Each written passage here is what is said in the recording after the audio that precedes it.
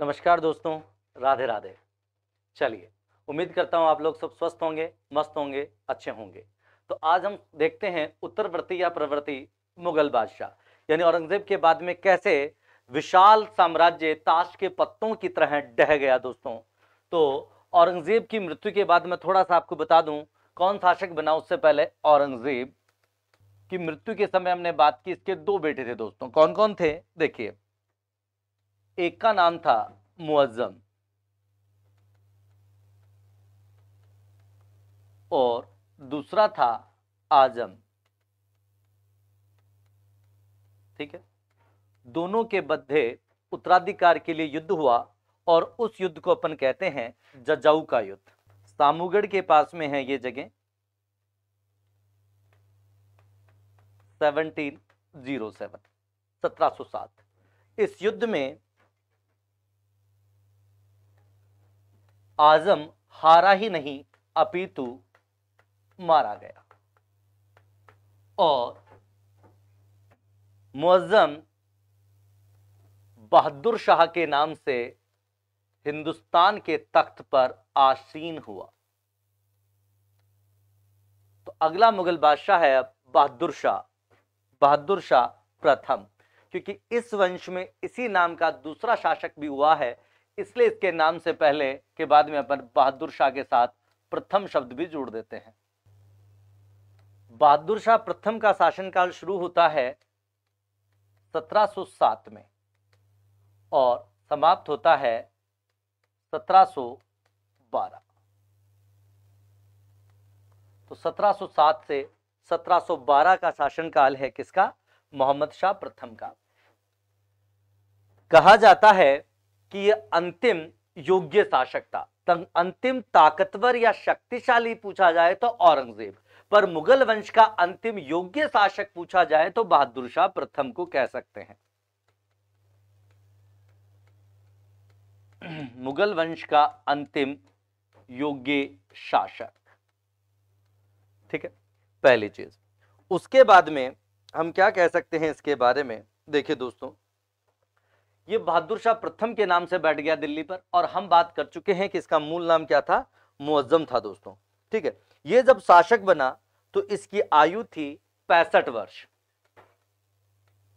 शासक बनने के समय यानी 1707 ईस्वी में इसकी आयु थी 65 वर्ष। इसलिए इसके बारे में कहा जाता है कि ये पेंशन की उम्र में टेंशन लेने आया है दोस्तों। खैर, तो अब इसकी भी गलती नहीं है, पिताजी की मृत्यु ही तब हुई, तो ये जब इतने साल का हो चुका था। इसको इतिहासकार ऐसा भी कहते हैं कि इसके साम्राज्य में क्या हो रहा है और क्या नहीं, इसको इस बात की ज्यादा खबर नहीं होती थी, इसलिए इसको शाह ए बेखबर भी कहते हैं दोस्तों। तो शाह ए बेखबर के नाम से किसे जाना जाता है, अगर ऐसा प्रश्न आता है तो वो कौन है? आपका बहादुर शाह प्रथम है दोस्तों। ठीक है, अब इसके समय में क्या क्या मुख्य बातें हुई उसके बारे में मैं आपको बता दूं दोस्तों। ठीक है, तो देखिए, इसने मारवाड़ के अजीत सिंह,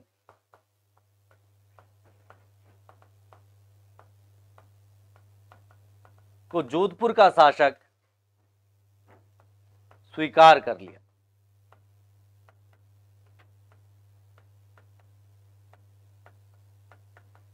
ठीक है, इसके अलावा और क्या बात हुई इसके समय में? ठीक है, कहते हैं कि इसने सिखों और राजपूतों से अच्छे संबंध बना के रखे दोस्तों। तो बहादुर शाह प्रथम में से और कुछ ज्यादा देखने की अपने को जरूरत नहीं पड़ती है। उसके बाद जो अगला प्रमुख शासक है, या यूं कहें शासक है अगला, वो है जहादर शाह। इसका समय है 1712 से 1713।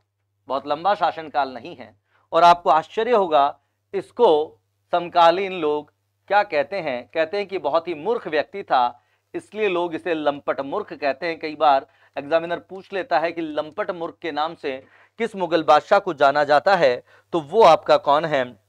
जहादर शाह है। जुल्फिकार की सहायता से यह शासक बना था दोस्तों। तो किसकी सहायता से शासक बना? तो जुल्फिकार खान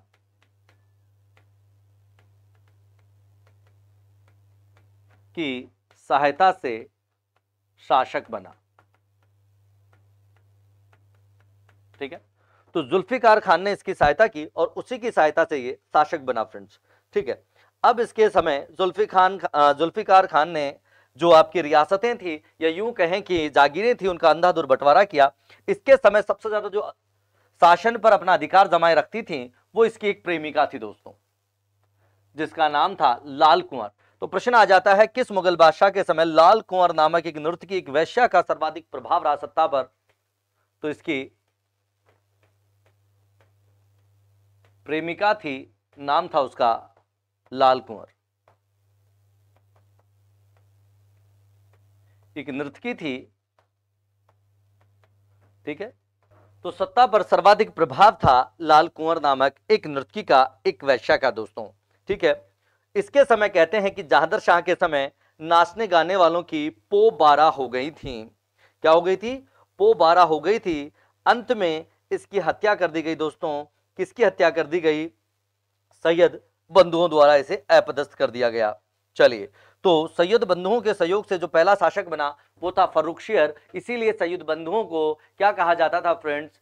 किंग मेकर्स कहा जाता था। तो अगला शासक है फर्रुखशियर।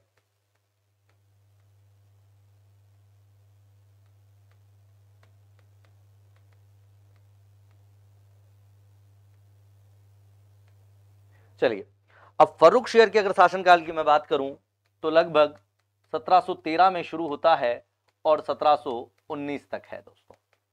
इसे भी इतिहासकार अजीबोगरीब नाम देते हैं दोस्तों, और इसे लोग कहते थे घृणित कायर।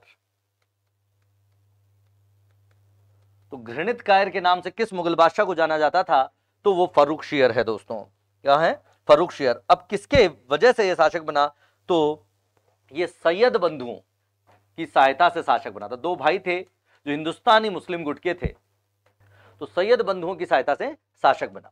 अब हम बात करते हैं सैयद बंधुओं का नाम क्या था और शासक बनने के बाद इन्हें कौन कौन सा पद दिया गया दोस्तों।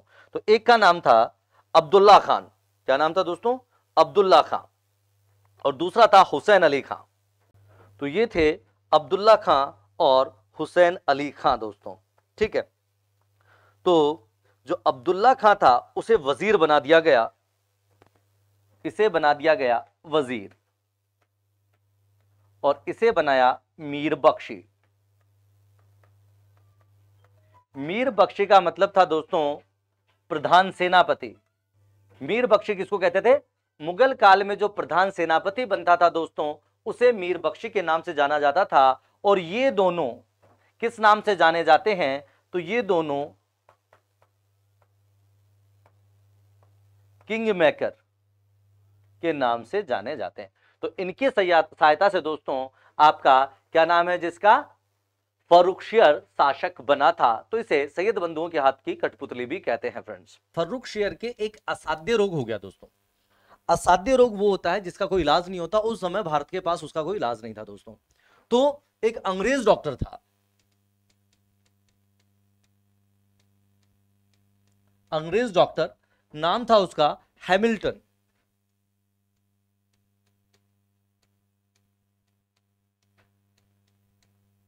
अंग्रेज डॉक्टर हैमिल्टन ने फर्रुखशियर के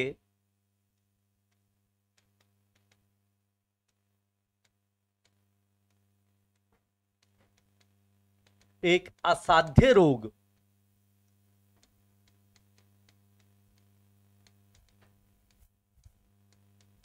का उपचार किया दोस्तों। देखिए, फर्रुखशियर को हैमिल्टन के मिलने से पहले ऐसा लग रहा था कि संभवतः उसके इस रोग का उपचार नहीं हो पाएगा और उसकी मृत्यु तय है। जब हैमिल्टन दिल्ली आया और उसने उपचार कर दिया, किसका उपचार कर दिया? फर्रुखशियर के उस असाध्य रोग का उपचार कर दिया, तो उसे लगा कि यह कोई खुदा के द्वारा भेजा गया एक फरिश्ता है। इस वजह से उसने अंग्रेजों को इसी साल इसी कारण से 1717 में बंगाल में व्यापार करने का एक फ्री पास दिया। उसे दस्तक कहते हैं।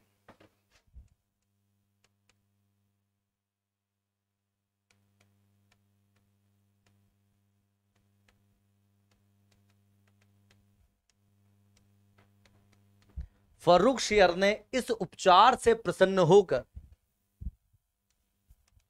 अंग्रेजों को व्यापार करने का, क्या, अंग्रेजों को बिना सीमा शुल्क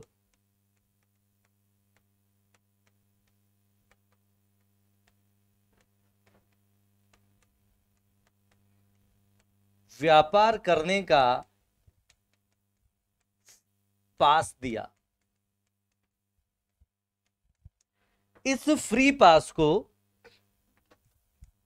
अंग्रेज साम्राज्य का मैग्ना कार्टा कहा जाता है फ्रेंड्स। मैग्ना कार्टा का शाब्दिक अर्थ होता है अधिकार पत्र। और इस फ्री पास का जो ये सीमा शुल्क व्यापार का जो फ्री पास दिया, इसका नाम रखा दस्तक। तो दस्तक नामक ये फ्री पास दे दिया गया। इसे ही हम ब्रिटिश साम्राज्य का भारत में मैग्ना कार्टा कहते हैं, क्योंकि इसकी वजह से अंग्रेजों को ऐसा अधिकार मिल गया जिसके कारण अन्य व्यापारी व्यापार में उनसे पिछड़ गए फ्रेंड्स। चलिए, तो इस प्रकार से फर्रुखशियर ने अंग्रेजों के हाथ में मुगल साम्राज्य की चाबी दे दी फ्रेंड्स। उसके बाद अब जो सैयद बंधु थे, जिन्हें हम किंग मेकर्स कहते हैं, ठीक है, वो लोग मराठों से संधि करना चाहते थे। और उस समय मराठों का शासक था छत्रपति साहूजी महाराज, और उनका जो पेशवा था, पेशवा प्रधानमंत्री होता था, उसका नाम था बालाजी विश्वनाथ। तो उनसे वो एक प्रकार की संधि करना चाहते थे, जिसके तहत उन्हें दक्षिण में चौथ और सरदेशमुखी का अधिकार देना चाहते थे। उसके बदले वो मराठों से सेवाएं ले सकते थे, लेकिन फर्रुखशियर ने उन्हें मना कर दिया। तो 1719 में सैयद बंधुओं ने फर्रुखशियर को अपदस्थ कर दिया और उसकी हत्या करवा दी। ठीक है, तो इस प्रकार से कब कर दी उसकी हत्या, देख लेते हैं अपन फ्रेंड्स। 28 अप्रैल 1719 ईस्वी को सैयद बंधुओं ने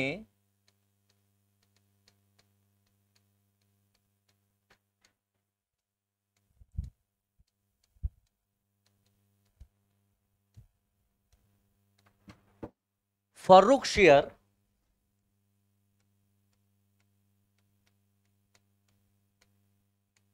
की हत्या करवा दी। तो इस प्रकार से इतिहास जिस बादशाह को घृणित कायर के रूप में जानती है, उस बादशाह का एपिसोड समाप्त हो जाता है फ्रेंड्स। फिर वो अपनी मर्जी से अपने जो उनके हाथों की पूर्ण रूप से कठपुतली रहे, किनके हाथों की, सैयद बंधुओं के हाथों की जो पूर्ण रूप से कठपुतली रहे, उनको शासक बनाते हैं। तो अगला शासक जिसे बनाया दोस्तों, उसका नाम इतिहास में बहुत फेमस भी नहीं है, शायद आप में से कई लोग जानते भी नहीं होंगे। उसका नाम है रफी-उद-दर्जात।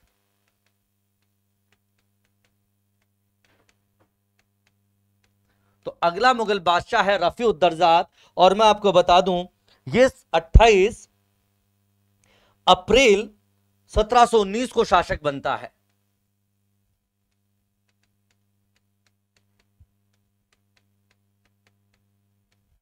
ये डेट आपको याद रखने की जरूरत नहीं है, केवल मैं समझाने के लिए बोल रहा हूं कि कितना लंबे समय तक इसका शासनकाल रहा, वो अपने को चेक करना है। तो 4 जून 1719 तक। तो अब आप अंदाजा लगा सकते हैं 1719 से 1719, और वो भी 28 अप्रैल को तो शासक बना, और 4 जून को इसको भी हटा दिया गया।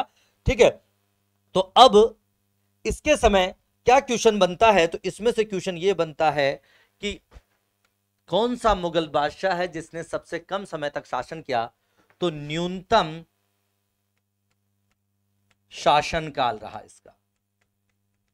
मुगल बादशाहों में न्यूनतम शासनकाल किस मुगल बादशाह का है, तो उसका नाम है फ्रेंड्स रफी-उद-दर्जात। इसके बाद दूसरा बना जिसका नाम है रफी-उद-दौला।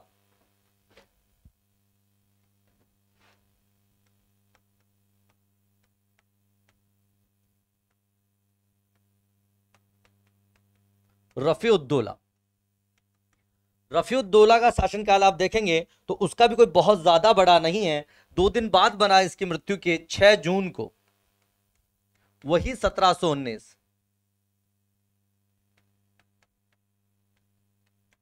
6 जून 1719 को वो शासक बनता है और 17 सितंबर 1719 तक रहता है।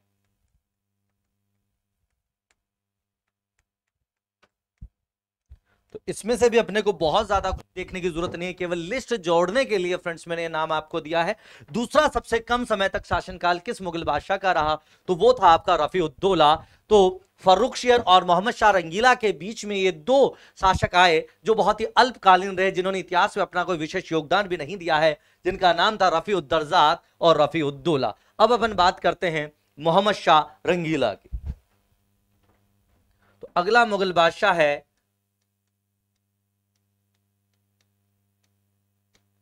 मोहम्मद शाह रंगीला। इसने थोड़ी लंबी पारी खेली है। 1719 में शासक बनता है और 1748 तक रहता है। 1719 से 1748 तक। देखिए, सबसे पहले बात करें, ये बहुत ही रंगीन मिजाज व्यक्ति था। तो रंगीन मिजाज होने के कारण इसे रंगीला की उपाधि दी गई। हालांकि यह भी इसका ओरिजिनल नाम नहीं है फ्रेंड्स, इसका ओरिजिनल नाम है रोशन अख्तर। देखिए, फर्रुखशियर ने शासक बनते ही जजिया कर हटा दिया था, लेकिन प्रश्न आता है मुगल साम्राज्य में जजिया कर पूर्णतः किसने हटाया। देखिए, क्वेश्चन अलग अलग प्रकार से बन सकता है। अगर यह आता है कि सबसे पहले मुगल बादशाहों में सर्वप्रथम जजिया कर किसने हटाया, तो वो अकबर था 1564 में, 1564 में। लेकिन उसके बाद हमेशा के लिए किसने हटा दिया, तो विधिवत रूप से, पूर्ण रूप से 1720 ईस्वी में मोहम्मद शाह रंगीला ने पूर्ण रूप से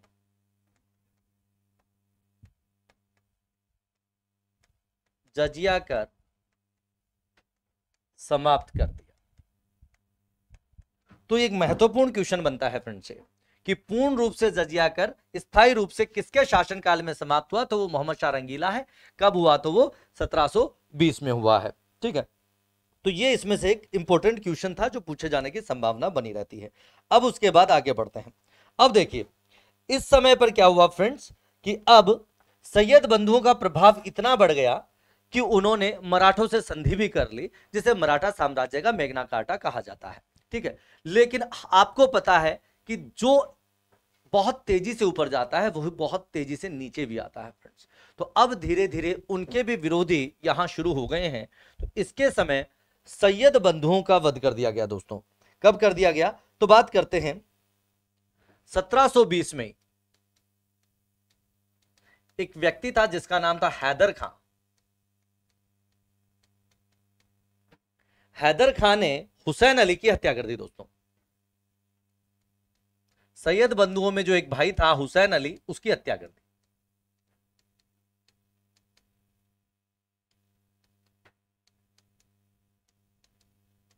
ठीक है, अब दोनों में से एक जा चुका है, तो अब दूसरा बचा है, तो वो भी ज्यादा समय तक नहीं जी पाएगा। 1722 ईस्वी में उसको भी जहर देकर मार दिया गया। तो हम कह सकते हैं 1722 तक सैयद बंधुओं का पूर्ण रूप से पतन हो गया है। तो अब्दुल्ला खां की भी जहर देकर हत्या कर दी गई।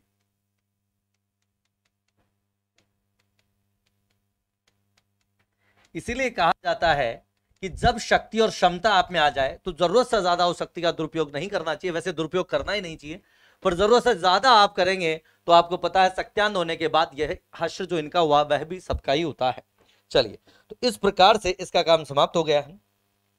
अब इसमें जो सबसे बड़ा लीडर अब उधर के सामने आया उसका नाम था निजामुल मुल्क। तो अब प्रमुख अमीर या उच्च पदाधिकारी जो अब शासन को अपने हाथ में ले लेता है, और देखा जाए तो मोहम्मद शाह उसके हाथ की अब कठपुतली बन चुका है, तो उसका नाम है चिनकिलिच खां।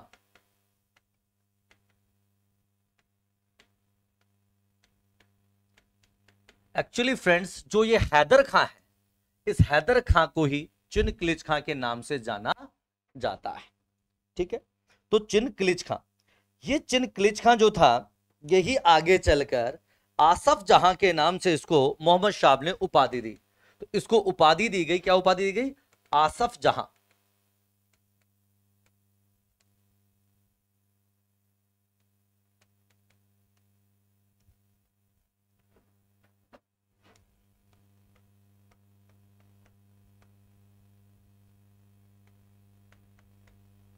तो मोहम्मद शाह ने आसफ जहां की उपाधि दी है, किसको दी है? चिनक्लीज खां को। और यही चिनक्लीज खां आगे चलकर किसके नाम से? निजामुल मुल्क।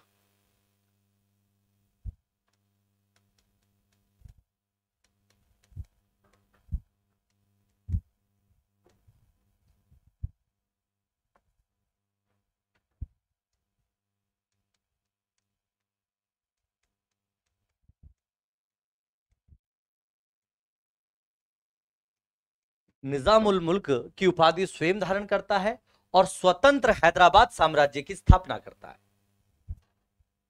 इसी ने क्या किया?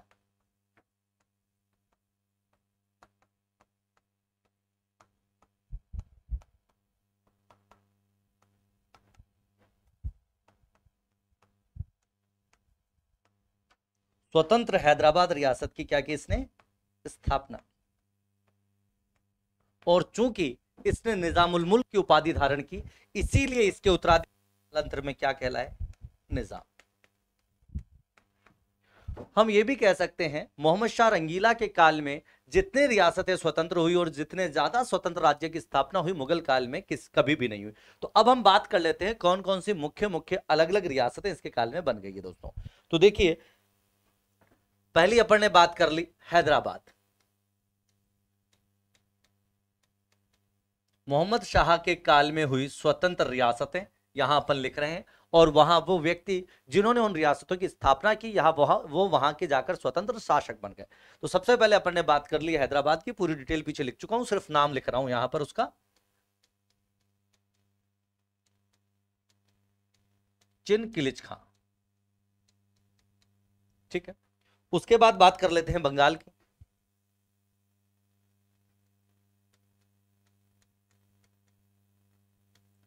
बंगाल का शासक था मुर्शिद कुली खां।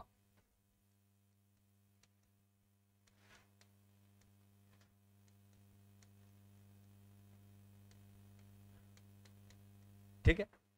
उसके बाद बात करते हैं अवध की। अवध की स्वतंत्र रियासत का शासक बना सादत खां।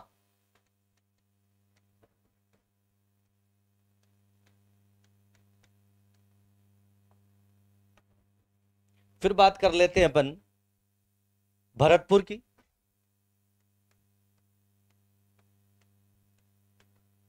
इसका शासक बना बदन सिंह, चूड़ामन का भतीजा। ठीक है। उसके बाद बात कर लेते हैं अपन कर्नाटक।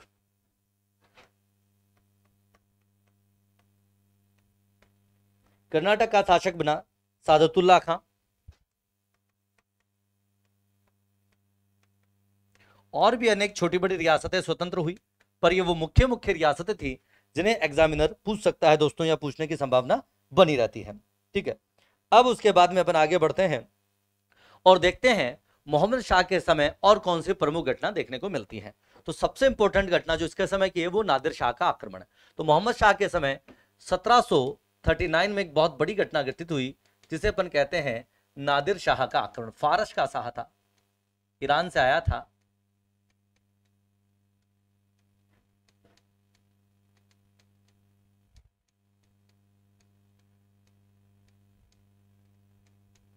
तो नादिर शाह का आक्रमण हुआ फ्रेंड्स। मोहम्मद शाह इस नादिर शाह का सामना करने के लिए लगभग 80,000 सैनिक लेकर जाता है, पर डिफीट होता है। तो जो प्रमुख युद्ध हुआ नादिर शाह से, उसको अपन अब देख लेते हैं। तो उसका नाम है करनाल का युद्ध, बैटल ऑफ करनाल।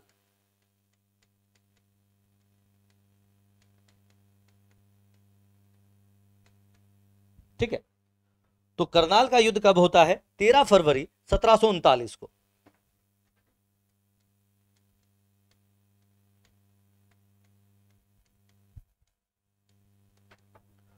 तो एक तरफ नादिर शाह है, तो दूसरी तरफ कौन है? मोहम्मद शाह रंगीला। और इस युद्ध में दोस्तों, इस युद्ध में मोहम्मद शाह बुरी तरह पराजित होता है।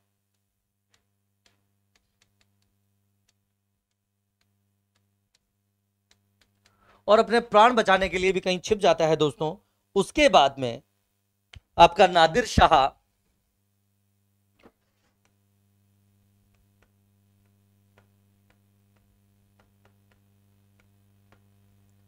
20 मार्च को, कितनी तारीख को, 20 मार्च को दिल्ली में प्रवेश करता है दोस्तों।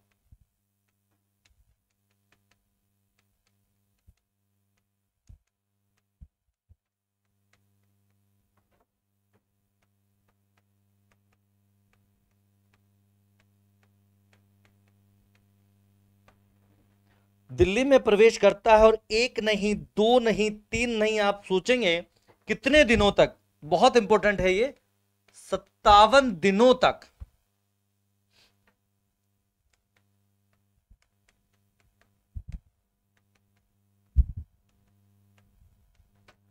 दिल्ली में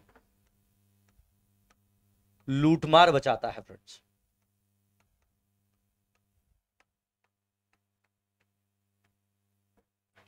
और कहते हैं कि यहां से तकरीबन 70 करोड़ की इसने लूट की। कितने की? लगभग 70 करोड़ रुपए। लेकिन इंपॉर्टेंट चीज क्या ले गया, ये बहुत इंपॉर्टेंट चीज थी जो क्या ले जा चुका है ये भारत से, ये नादिर शाह भारत से इस समय तख्त ए ताउस, जिसे अपन मयूर सिंहासन भी कहते हैं, जिसका निर्माण शाहजहां ने किया था, वो तख्त ए ताउस और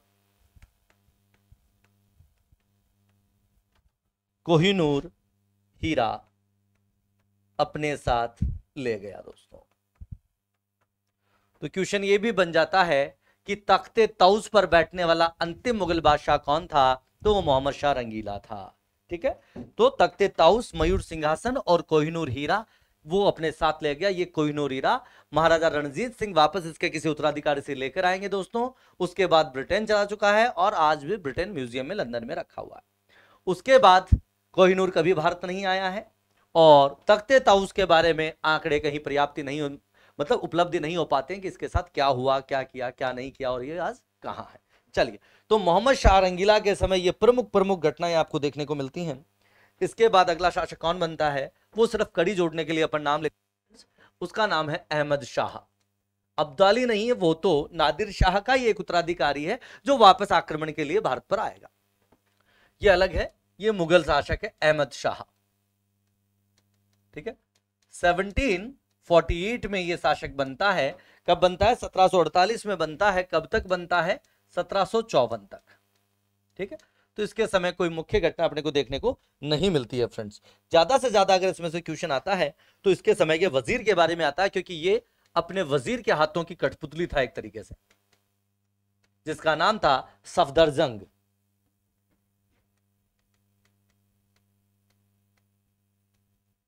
बाकी और इसमें से कोई इंपॉर्टेंट चीज देखने को अपने को नहीं मिलती है। फिर इसके बाद शासक बनता है जिसका नाम है आलमगीर द्वितीय।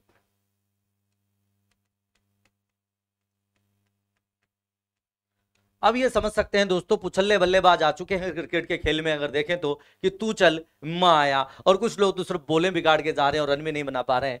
तो आलमगीर सेकंड। तो आप सोच रहे होंगे आलमगीर नाम से अब तक कोई शासक नहीं आया, तो आलमगीर प्रथम किसको कहते हैं? तो औरंगजेब में हमने बात की थी, उसने आलमगीर की उपाधि धारण की थी दोस्तों। तो अगर आलमगीर प्रथम पूछ ले तो औरंगजेब नाम देंगे। ये आलमगीर द्वितीय है। ये शासक कब बनता है? ये शासक बनता है 1754 में। और कब तक बनता है? तो 1759 तक।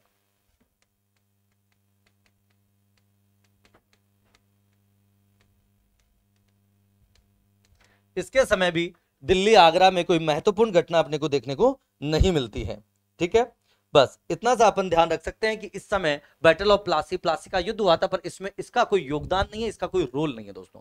अब अगला शासक बनता है जिसका नाम है शाह आलम द्वितीय।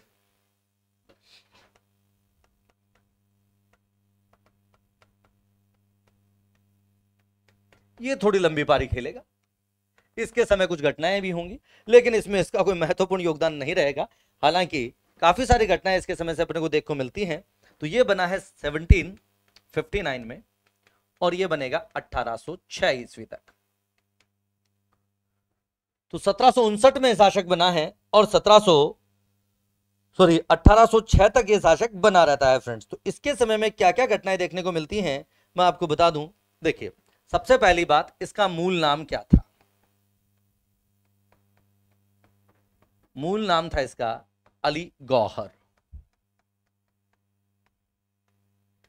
ध्यान रखना, नाम में कंफ्यूज मत हो जाना। अली गुरशस्प पूछते हैं तो वो तो था किसका, आपके अलाउद्दीन खिलजी का, और अली गौहर नाम किसका है, शाह आलम द्वितीय का। इसके समय दो महत्वपूर्ण युद्ध लड़े, एक था पानीपत का तीसरा युद्ध और दूसरा है बक्सर का युद्ध। तो थोड़ी सी उनकी बात कर लेते हैं अपन फ्रेंड्स। तो शाह आलम द्वितीय के समय कौन कौन से युद्ध मुख्य रूप से लड़े गए, तो बात करते हैं पहले पानीपत का तृतीय युद्ध। हालांकि इसकी विस्तार से चर्चा मराठों वाले एपिसोड में करेंगे,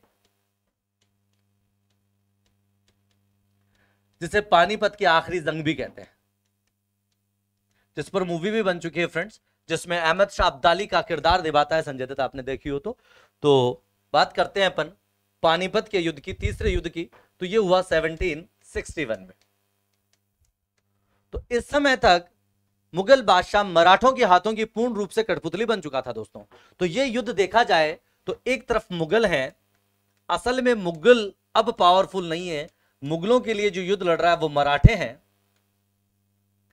दूसरी तरफ है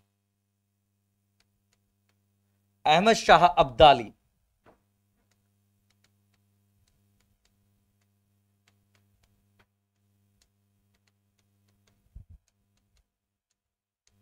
ठीक है, और इस युद्ध में अहमद शाह विजयी हुआ दोस्तों।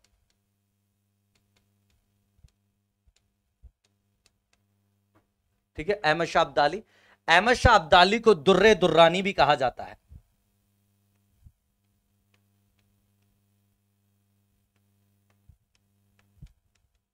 जिसका मतलब होता है फ्रेंड्स अपने युग का मोती।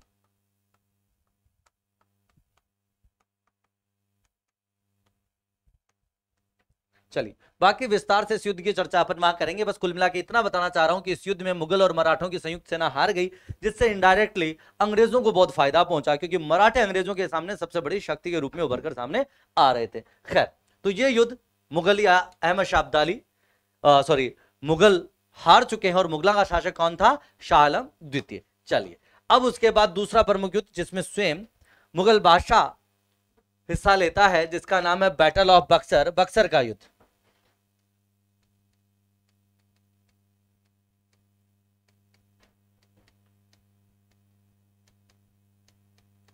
सेवनटीन 64।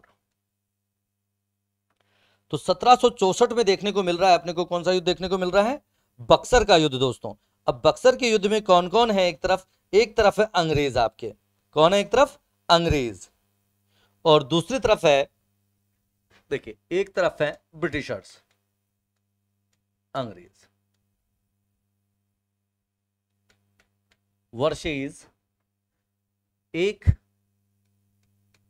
अवध का निष्कासित बंगाल का निष्कासित नवाब मीर कासिम। इसका सहयोगी है अवध का शासक सुजाउद्दौला।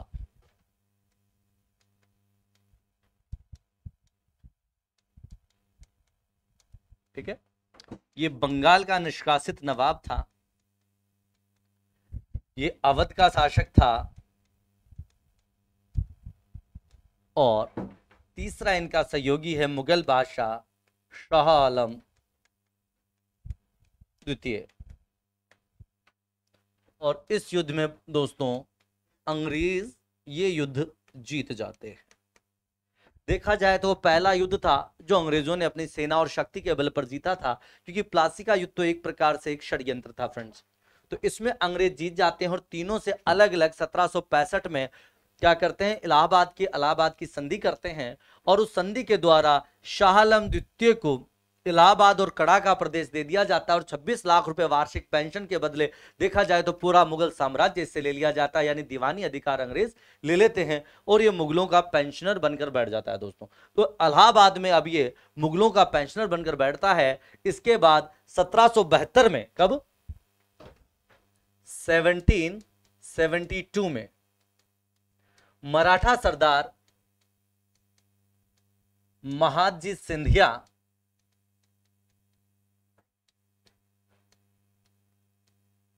शाह आलम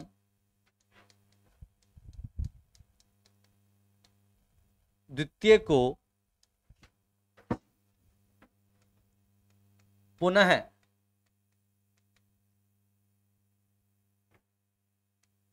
लाल किले में यानी दिल्ली में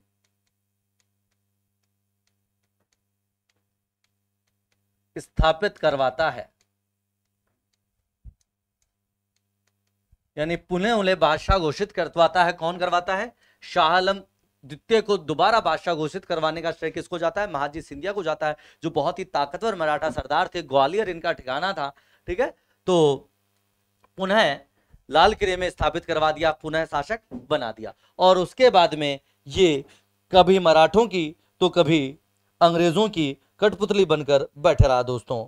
ठीक है, अंत में 1803 में अगर मैं बात करूं तो 1803 में अंग्रेजों ने इसे मतलब शाह आलम द्वितीय को लाल किले में नजरबंद कर दिया, मतलब एक तरीके से बंदी बना लिया, और 3 साल तक ये अंग्रेजों की एक तरीके से इनडायरेक्टली कैद में ही रहा दोस्तों। उसके बाद अगला शासक बनता है जिसकी अपन बात करते हैं, जिसका नाम है अकबर द्वितीय।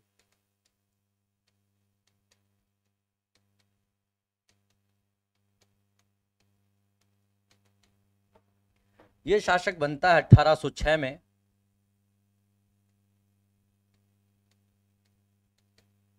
और रहता है 1837 तक।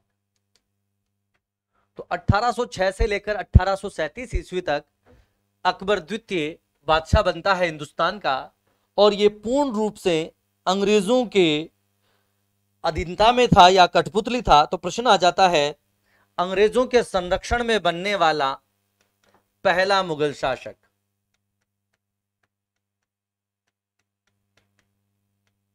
यानी अंग्रेज अगर नहीं चाहते तो यह शासक नहीं बनता।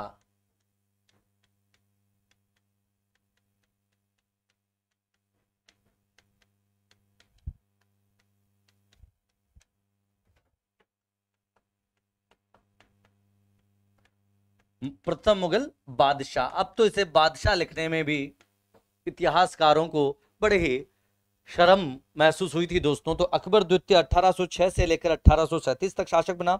अब ये हम कह सकते हैं कि ये एक तरीके से लाल किले का कैदी मात्र था, यानी अब इसका साम्राज्य लाल किला ही था। उसके बाहर संभवतः लोग इसे पहचानते भी नहीं थे कि कौन है ये अकबर द्वितीय। अब अपन बात कर रहे हैं अंतिम मुगल बादशाह की, और अंतिम मुगल बादशाह है बहादुर शाह द्वितीय, जिसे हम बहादुर शाह जफर के नाम से जानते हैं।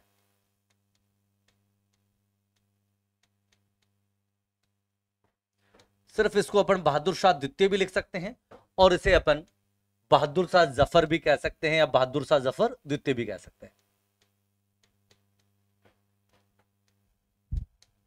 एक्चुअली इसे जफर इसलिए कह दिया जाता है क्योंकि ये जफर नाम से कविताएं लिखता था दोस्तों।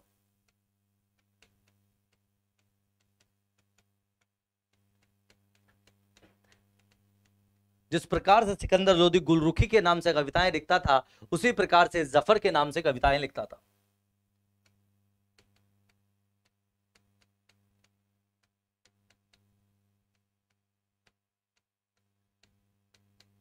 ठीक है, इसके शासनकाल की अगर हम बात करें तो देखो 1837 में अकबर द्वितीय के बाद बनता है, और 1857 की क्रांति तक ये हिंदुस्तान का बादशाह बना रहता है।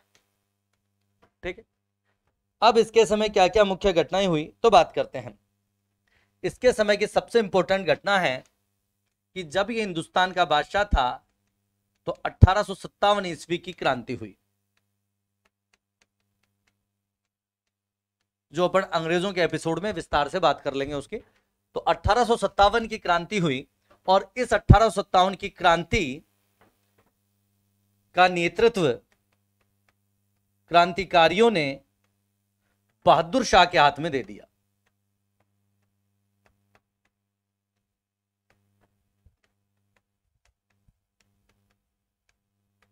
या यूं कह सकते हैं कि बहादुर शाह को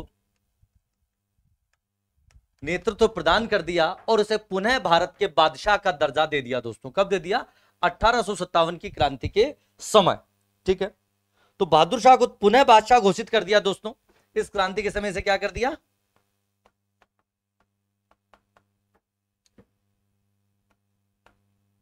पुनः बादशाह।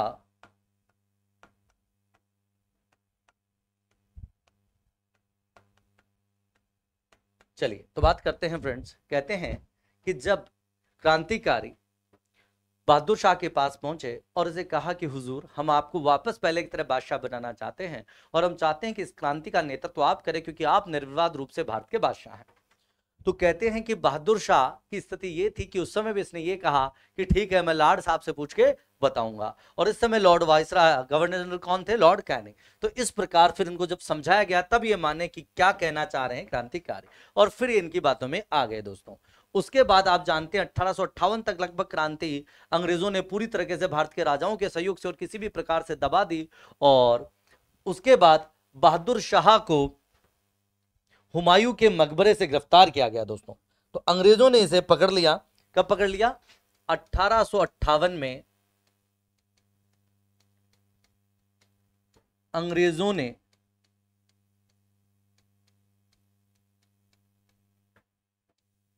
बहादुर शाह जफर को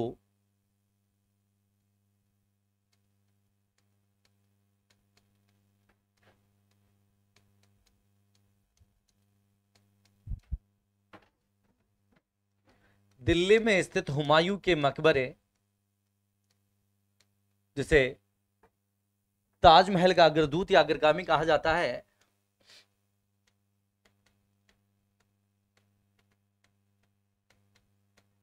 पकड़ लिया या गिरफ्तार कर लिया या बंदी बना लिया। ठीक है, इतना ही नहीं, इसके दो पुत्रों की गोली मारकर इसी के सामने हत्या कर दी गई दोस्तों। उसके बाद में इसे मतलब बहादुर शाह जफर को रंगून निर्वासित कर दिया, मतलब बर्मा।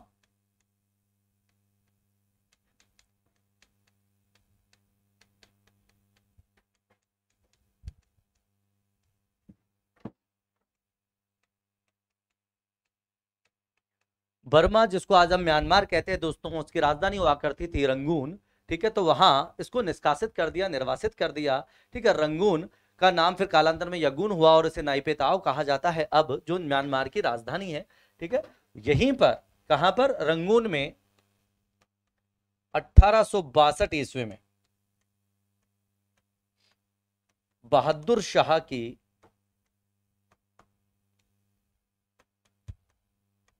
मृत्यु हुई दोस्तों। और आज यहीं पर रंगून में ही बहादुर शाह का मकबरा, या कुछ विद्वान इसे दरगाह भी कह देते हैं, बना हुआ है। किसका, बहादुर शाह का मकबरा या दरगाह कहां बना हुआ है, तो आज यहीं पर है। यहीं पर मतलब म्यांमार में। अब इसके बारे में एक इतिहासकार हुए जदुनाथ सरकार। तो जदुनाथ सरकार ने इस पर बात कहा कि जब स्वर्ण को ही जंग लग जाए तो लोहे की क्या बिसात। यानी उसने कहा कि जो मुगल बादशाह था, अकबर, शाहजहां, जहांगीर, औरंगजेब, वो एक तरीके से इतना बड़ा साम्राज्य था जैसे मानो सोना हो। तो जब ऐसे बड़े सोने जैसे साम्राज्य को जंग लग जाए, जो छोटे मोटे साम्राज्यों की क्या बिसात है अंग्रेजों के सामने।